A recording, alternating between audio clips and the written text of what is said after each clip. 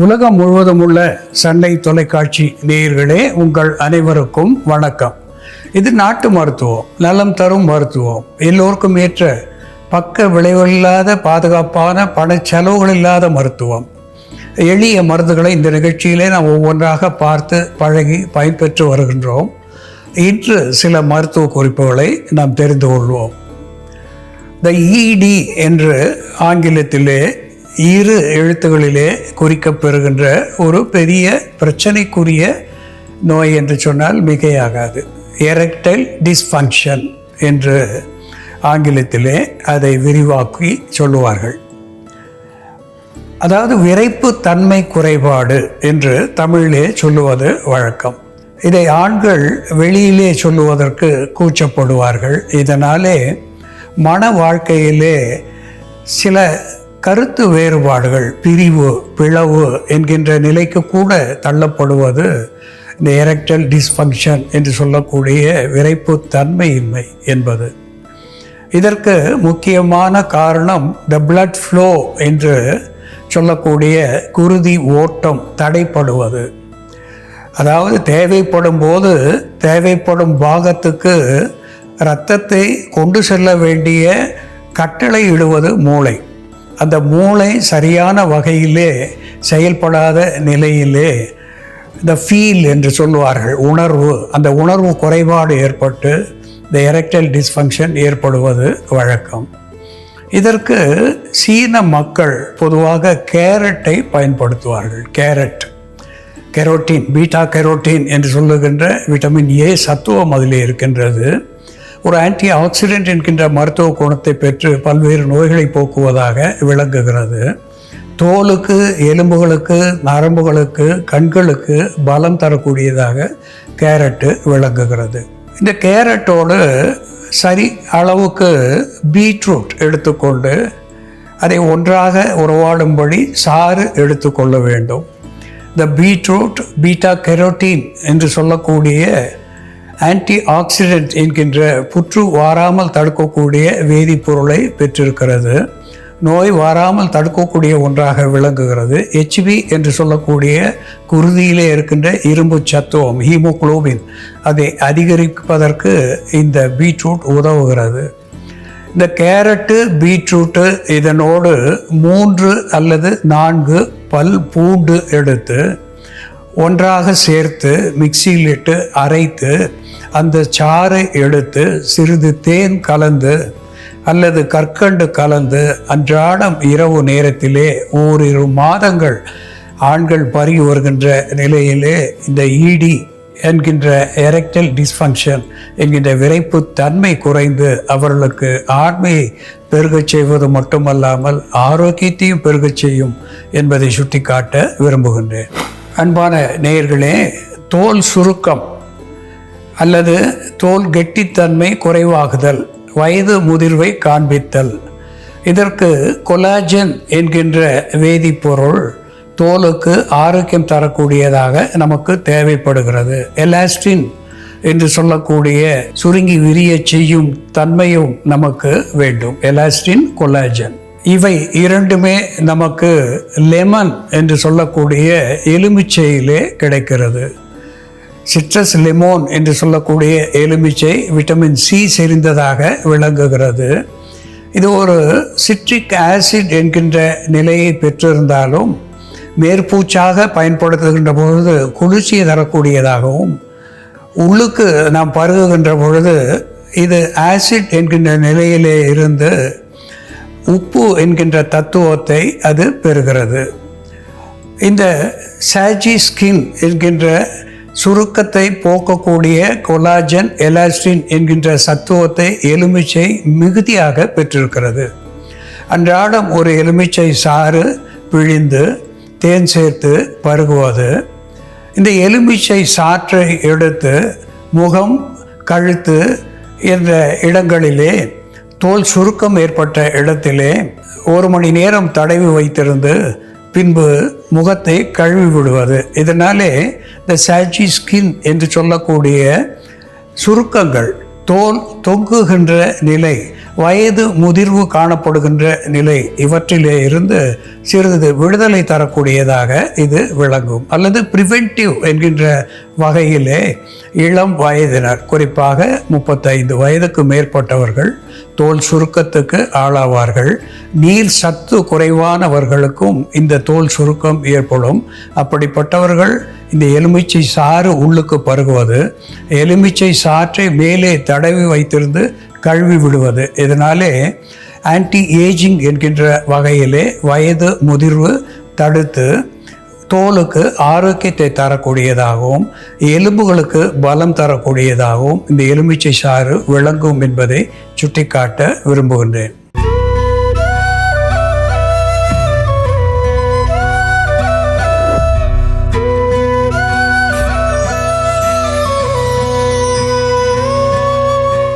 அன்பான நேயர்களே, வயிற்று கோளாறுகள் பல்வேறு நிலையிலே வந்து நம்முடைய ஆரோக்கியத்தை கெடுக்கக்கூடிய ஒன்று என்பதை நாம் மறுத்தல் ஆகாது.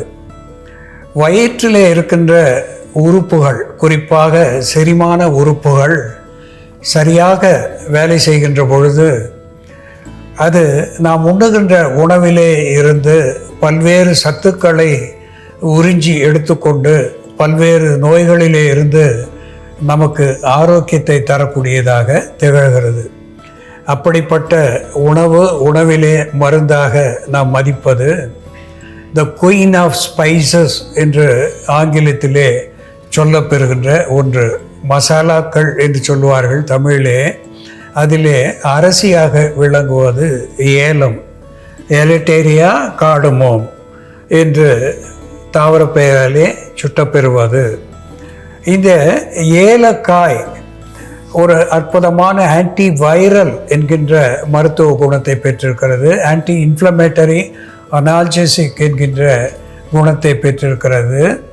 இது ஒரு கார்பினேட்டிவ் என்கின்ற வகையிலே அகட்டு வாயு அகற்றியாக இருக்கிறது. ஒரு மியூகோப்ரூலண்ட் என்கின்ற வகையிலே சளியை கரைக்கக்கூடியதாக விளங்குகிறது.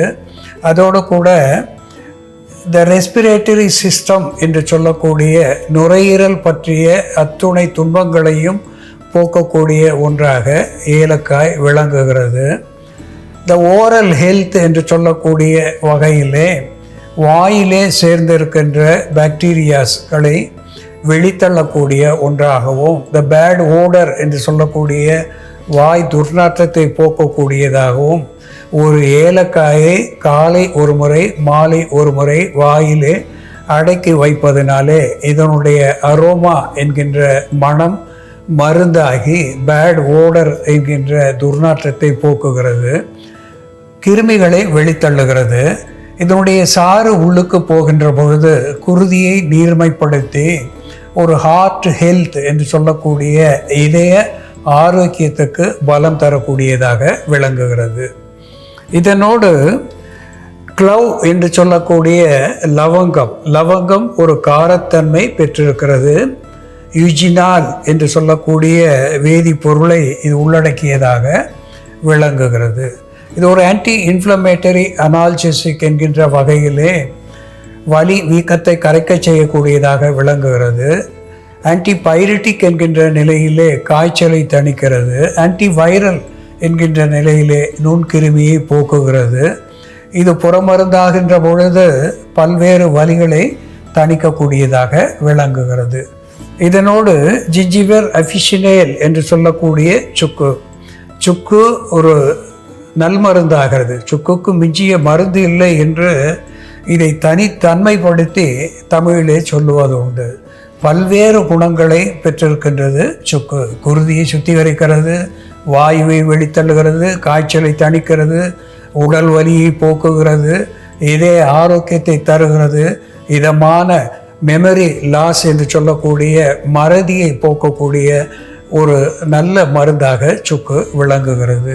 இதனோடு குமினம் சைமினம் என்று சொல்லக்கூடிய தாவர பெயரை பெற்றிருக்கக்கூடிய சீரகம், குமின் சீட்ஸ் என்று ஆங்கிலத்திலே சொல்லக்கூடிய சீரகம், அகத்தை உள்ளுறுப்புகளை அத்துணையும் சீர்படுத்தி அதனுடைய செயல்பாடுகளை துரிதப்படுத்தி ஆரோக்கியத்தை தரக்கூடியதாக விளங்குகிறது. அன்பான நேயர்களே, ஏலம், லவங்கம், சீரகம், சுக்கு இவை சேர்ந்து எப்படி மருந்தாகிறது என்று செயல்முறையிலே பார்ப்போம். வாருங்கள் நேயர்களே, நாம இன்னைக்கு நம்ம வீட்டில் இருக்கக்கூடிய பொருட்களை பயன்படுத்தி உடலில் உள்ள உள் உறுப்புகளை தூண்டக்கூடிய ஒரு மருந்து, வயிறு உப்புசம், வயிற்றில் அதிகப்படியான காற்றோட்டம், பசியின்மை, அஜீரணம் போன்ற பிரச்சனைகளை சரி செய்யக்கூடிய ஒரு மருந்து எப்படி தயார் பண்றதுன்னு பார்க்கலாம். இதற்கு தேவையான பொருட்கள்: ஏலக்காய், லவங்கம், சீரகம், சுக்கு பொடி, தேன் அல்லது பனங்கற்கண்டு. ஒரு பாத்திரத்தில் கொஞ்சம் நீர் விட்டுக்கலாம். நம்ம ரெகுலராக எடுத்துக்கிற சுக்கு மல்லி காஃபி போலவே அன்றாடம் எடுத்துக்கொள்ளக்கூடிய ஒரு பானம் தான் இது. ஈவினிங் டைமில் கூட நம்ம இதை எடுத்துக்கலாம். வயிறு உப்புசம், கேஸ் ட்ரபிள், அதிகப்படியான வயிற்றில் காற்றோட்டம், வயிறு ரொம்ப டைட்டாக இருக்கிறது, அந்த கேஸ் அதிகமாக இருக்கிறதுனால செஸ்ட் டைட்னஸ் வர்றது, இது எல்லாமே இந்த மருந்து எடுக்கும்போது சரியாகும். ஏலக்காய், ஒரு 2 ஏலக்காய் எடுத்துக்கலாம், 2 லவங்கம் எடுத்துக்கலாம். ஏலக்காயும் லவங்கமும் லேசாக தட்டி போட்டுக்கலாம். 2 ஏலக்காய், 2 லவங்கம், இவை 2ஐயும் லேசாக தட்டி இந்த தண்ணியில் சேர்த்துடலாம். இதோட நம்ம ஒரு 1/4 தேக்கரண்டி அளவு சீரகம் பித்தத்தை தணிக்கக்கூடிய மருந்தாகவும் சிறுநீர் பெருக்கியாகவும் இருக்கிறதுனால நம்ம சீரகம் சேர்த்துருக்கோம். ஜீரணத்தை தூண்டக்கூடிய மருந்தாகவும் சீரகம் இருக்கும். 1/4 தேக்கரண்டி அளவு சுக்கு பொடி. சுக்கு வாதத்தை கட்டுக்குள் வைத்துக் கொள்ளக்கூடிய மருந்தாகவும் கபத்தை குறைக்கக்கூடிய மருந்தாகவும் இருக்கும். நுரையீரலுக்கும் நம்ம குடலுக்கும் நன்மை செய்யக்கூடிய மருந்தாக இருக்கிறதுனால நம்ம சுக்கு சேர்க்குறோம். சுக்கு, ஏலக்காய், லவங்கம் மற்றும் சீரகம் இதெல்லாம் சேர்த்து நல்லா கொதிக்க வச்சுட்டு இதை வடிகட்டிட்டு இதோட தேனோ அல்லது பனங்கற்கண்டோ சேர்த்து நம்ம மதிய வேலையிலோ அல்லது மாலை வேலையிலையோ இதை சாப்பிட்டுட்டு வரும்பொழுது, இந்த மருந்தை நம்ம குடிச்சிட்டு வரும்பொழுது வயிறு உப்புசம் இருந்தால் சரியாகும், அஜீர்ணம் சரியாகும், நமக்கு மாந்தம் இருந்தாலும் சரியாகும். அதே போல் உள் உறுப்புகளை தூண்டக்கூடிய மருந்தாகவும் நம்மளோட கணையம் போன்ற லிவர் போன்ற உறுப்புகளை தூண்டக்கூடிய மருந்தாகவும் இருக்கும். நம்ம உடலில் வாதம், பித்தம், கபம் இவை 3ம் சமநிலையில் இருக்கிற மாதிரி பார்த்து கொள்ளக்கூடிய மருந்தாகவும் இவற்றுக்குள் இருக்கக்கூடிய அந்த இம்பேலன்ஸை சரி பண்ணக்கூடிய மருந்தாகவும் இது இருக்கும். இது ஒரு சிறந்த நோய் தடுப்பு மருந்தாகவும் நம்ம பயன்படுத்தலாம். நுரையீரல், கல்லீரல் மற்றும் குடல் சம்பந்தமான நோய்கள் வராமல் தடுக்கக்கூடிய ஒரு பானமாகவும் இது செயல்படும். நமக்கு குமட்டல், வாந்தி போன்ற பிரச்சனை இருக்கும்போதும் இந்த மருந்து தயார் பண்ணி எடுத்துக்கிட்டோம்னா கொஞ்ச நேரத்திலே நமக்கு அந்த சிம்டம்ஸ் எல்லாம் ரிலீவ் ஆகும். அதிகப்படியான ஒற்றை தலைவலி இருக்கும்போதும், அஜீரணத்தினால ஏற்படக்கூடிய தலைவலி, வாதத்தினால ஏற்படக்கூடிய தலைவலி இவை எல்லாத்துக்குமே இதை நம்ம மருந்தாக பயன்படுத்தலாம். இந்த மருந்து எடுத்ததும் கொஞ்சம் நமக்கு அந்த கேஸ் ட்ரபிள் எல்லாம் கம்மியாகும், தலைவலியும் குறையும்.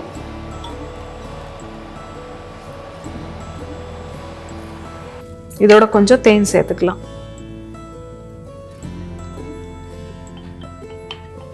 ஏலக்காய், சுக்கு, லவங்கம், சீரகம் மற்றும் தேன் சேர்ந்த இந்த பானம் ஈவினிங் டைம்ல நம்ம வெதுவெதுப்பான சூடோட பருகிட்டு வரும்பொழுது இது ஜீரணத்தை தூண்டக்கூடிய மருந்தாகவும் கேஸ் ட்ரபிளை சரி செய்யக்கூடிய மருந்தாகவும் உள் உறுப்புகளை பலப்படுத்தக்கூடிய ஒரு மருந்தாகவும் செயல்படும். அன்பான நேயர்களே, மனத்துக்காக பயன்படுத்துகின்ற ஒன்று, சுவைக்காக பயன்படுத்துகின்ற ஒன்று ஏலம். இந்த ஏலம் உள் உறுப்புகளுக்கு தூண்டுதலை ஒரு ஸ்டிமுலண்ட் என்கின்ற வகையிலே தந்து அத்துணை உறுப்புகளையும், குறிப்பாக தொண்டை முதலாக நுரையீரல் தொட்டு கல்லீரல், மண்ணீரல் அது வரையிலே இருந்து சிறுநீரகத்தை சீர் செய்து ஆசன வாயிலே சேரக்கூடிய வாயுவை வெளித்தள்ளக்கூடிய ஒரு மருந்தாக ஏலம் விளங்குகிறது. குருதியை சுத்திகரிக்கிறது, சளி, இருமலை கரைத்து வெளித்தள்ளுகிறது. இதனோடு லவங்கம் சேருகின்ற பொழுது அது ஒரு நெர்வைன் டானிக் என்கின்ற வகையிலேயும் வலி நிவாரணியாகவும் இருந்து இது நுண்கிருமிகளை போக்கி காய்ச்சலை தணிக்கிறது. உள் உறுப்புகளுக்கு தூண்டுதலை லவங்கம் தரக்கூடியதாக விளங்குகிறது. இதனோடு சுக்கு சேருகின்ற நிலையிலே ஒரு கார்பனேட்டிவ் என்கின்ற வகையிலே வாயுவை வெளித்தள்ளுகிறது, உடலுக்கு உஷ்ணத்தை தக்க வைக்கக்கூடியதாக திகழ்கிறது, நரம்பு மண்டலங்களுக்கு நலம் தந்து தலைவலி, இவற்றை போக்கக்கூடிய ஒன்றாக திகழ்கிறது. இதனோடு குமினம் சைமினம் என்று சொல்லக்கூடிய சீரகம் உள் உறுப்புகளை சீராக செயல்படுத்தக்கூடிய வகையிலே தூண்டுவிக்கிறது, பசியை தூண்டுவிக்கிறது, வாந்தி குமட்டலை நிறுத்துகிறது, கல்லீரல் மண்ணீரலுக்கு பலம் தருகின்ற ஒரு ஹெப்படோ புரொடெக்டிவ் என்கின்ற மருத்துவ குணத்தை சீரகம் பெற்றிருக்கிறது. ஒரு டயூரிட்டிக் என்கின்ற வகையிலே சிறுநீர் பெருக்கியாகவும் சீரகம் விளங்குகிறது. ஏலம், லவங்கம், சுக்கு, சீரகம் இதனோடு தேன் இனிப்புக்காக சேர்த்து இங்கே ஒரு பானமாக நாம் வைத்திருக்கின்றோம். அதை இருவேளை அன்றாடம் பருகி வருகின்ற நிலையிலே உள் உறுப்புகளிலே ஏற்படுகின்ற அத்துணை சிக்கல்களையும் போக்கி ஆரோக்கியத்தை நிலைநிறுத்தக்கூடியதாக விளங்குகிறது.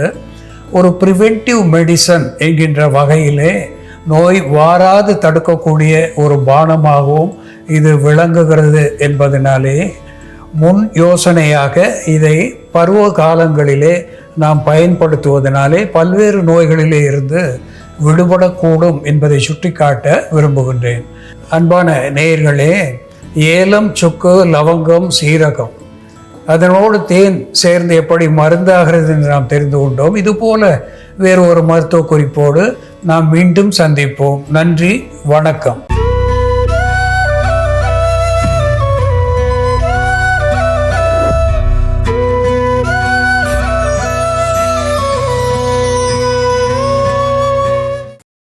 இன்னும் பல வீடியோக்களை காண சன் லைஃப் சேனலை சப்ஸ்கிரைப் பண்ணுங்க.